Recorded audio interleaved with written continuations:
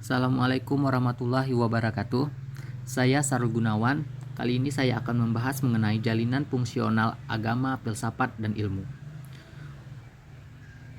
Pertama, kita akan membahas mengenai definisi ilmu, filsafat, dan agama. Ilmu secara umum dapat didefinisikan sebagai suatu yang melekat pada manusia, di mana ia dapat mengetahui sesuatu yang asalnya tidak diketahui. Kebenaran ilmu dapat diperoleh dengan cara penyelidikan atau penelitian. Adalah kebenaran yang positif. Maksudnya, kebenaran yang masih berlaku sampai ditemukannya kebenaran atau teori yang lebih kuat, dalil atau alasannya.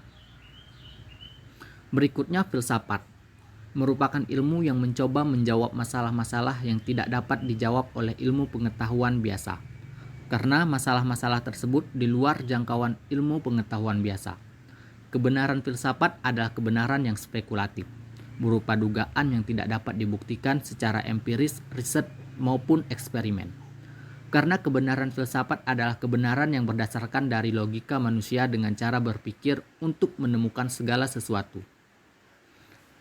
Nah, pada poin agama, sebenarnya tidak mudah untuk menentukan pengertian agama, karena sikap terhadap agama bersifat batiniah, subjektif, dan individualis. Walaupun nilai-nilai yang dimiliki oleh agama bersifat universal, kalau kita berbicara tentang agama, maka kita akan dipengaruhi oleh pandangan agama yang kita anut sendiri. Namun dalam arti luas, agama merupakan satu penerimaan terhadap aturan-aturan dari suatu kekuatan yang lebih tinggi dari manusia. Kebenaran agama bersifat mutlak, karena ajaran agama adalah wahyu yang diturunkan oleh Tuhan. Agama mencari kebenaran berdasarkan firman Tuhan yang berasal dari kitab suci yang diturunkan oleh Tuhan. Berikutnya kita masuk kepada pembahasan kedudukan ilmu filsafat dan agama. Ilmu filsafat dan agama memiliki hubungan yang sangat erat terkait dengan manusia. Karena ketiga aspek tersebut tidak dapat dilihat, namun dapat berkembang apabila manusia yang mengembangkannya. Bagaimana cara agar ketiga aspek tadi dapat berkembang? Karena adanya dorongan, akal, pikiran, dan keyakinan yang ada pada diri manusia. Ilmu, filsafat, dan agama dapat dirasakan manfaatnya dalam kehidupan manusia melalui refleksi atau pantulan yang dirasakan dalam diri manusia.